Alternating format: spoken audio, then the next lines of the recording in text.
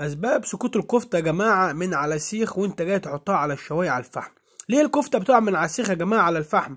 هنعرف مع بعض دلوقتي بالخطوات واحده واحده بالراحه ازاي انت تتجنب المشكله ديت والكفته تفضل معاك زي الحديد على السيخ وما تقعش منك على الفحم.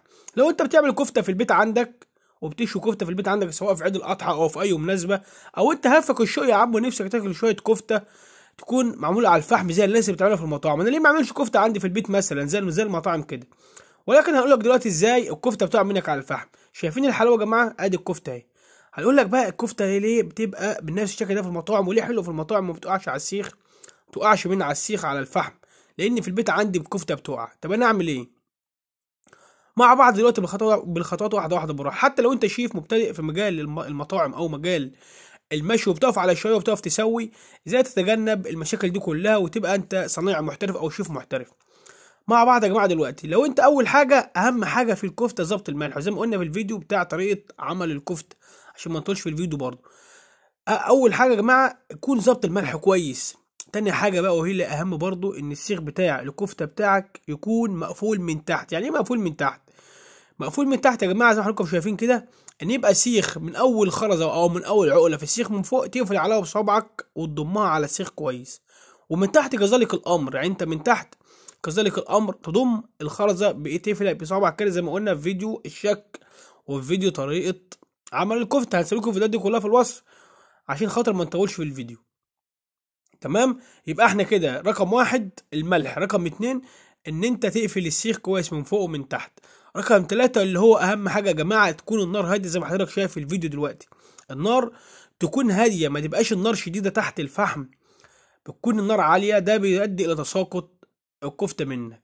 تمام، وحتى لو الكفتة يعني مش متجمدة كويس في التلاجة، مش كفتة مجمدة بقى، لا تكون هي متجمدة داخلة غرفة تبريد او داخلة تجميد تكون كويسة.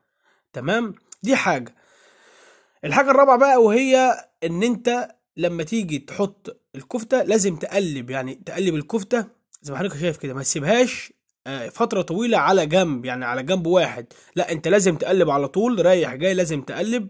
يعني اقصى حاجة دقيقة دقيقة ونص على الجنب الواحد، بتديها اول 3 4 5 دقايق دول اول ما بتنزل على النار، كل دقيقة او كل دقيقة ونص على الساعة يا جماعة. وبأكد على الحتة دي، تقلب تقلب. تمام، ما تسيبش بقى لما الكفته تاخد لون السوا معاك، يعني ما تسيبش الكفته لما توصل للون السوا وتاخد مثلا السوا بنسبه 50% اللون بتاعها يكون استوى، لا ما كده هيقضي تساقط الكفته بتاعتك، هتفتح هيفضل اللي فوق ساقع زي ما هو واللي تحت عمال يسخن، مش جاي مع بعضه. ازاي هتلاقي بقى اللي تحت وقع واللي فوق لسه على السيخ زي ما هو؟